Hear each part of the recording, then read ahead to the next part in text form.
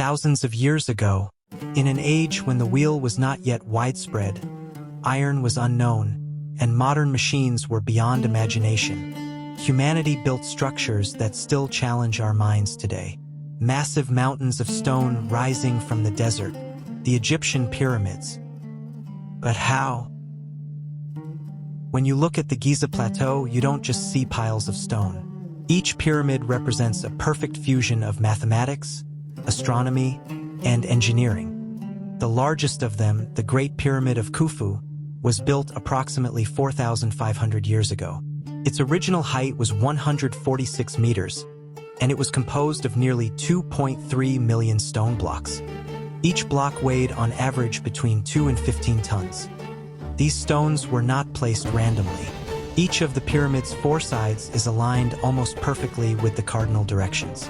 The margin of error is so small that it still amazes scientists using modern laser measurements.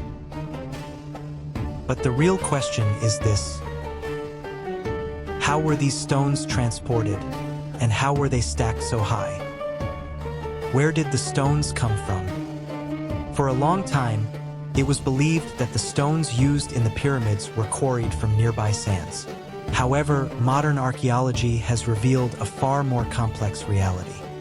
Most of the limestone was extracted locally around Giza, but the granite blocks used in the inner chambers were transported from Aswan, nearly 800 kilometers away.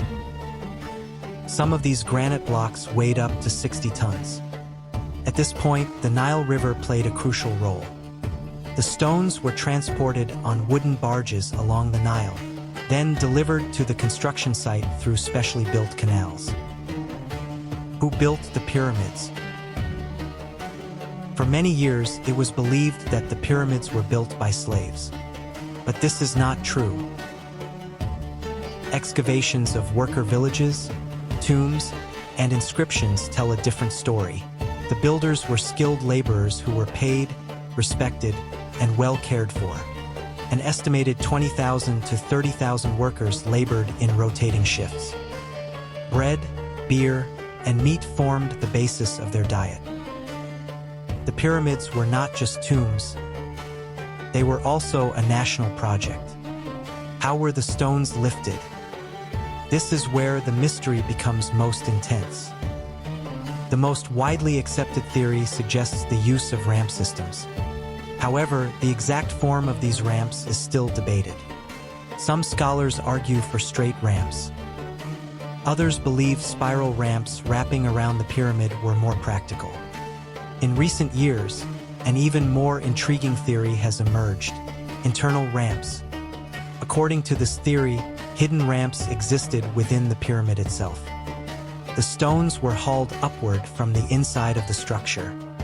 To move the stones, workers used wooden sledges, and the sand beneath was wetted to reduce friction. This method has been confirmed through modern experimental studies. Perfect geometry. The construction of the pyramids required not only strength, but knowledge. The perimeter of the Great Pyramid is almost exactly 2 pi times its height, suggesting that the ancient Egyptians possessed practical knowledge of the value of pi. Additionally, the internal passages of the pyramid are aligned with specific stars. In particular, the Orion constellation symbolized the pharaoh's soul ascending to the heavens. These structures are like cosmology books written in stone. Even with all this knowledge, much about the pyramids remains unknown. The precision with which some stone blocks were placed still challenges modern engineering standards. Perhaps the answer lies in a technique yet to be discovered, or in knowledge that has been lost to time. The Egyptian pyramids are not only monuments of the past. They are monuments to human intelligence, organization, and imagination. When we look at them, what we truly see is this: what we consider impossible becomes possible with the right knowledge and determination. The people who built these structures were not so different from us.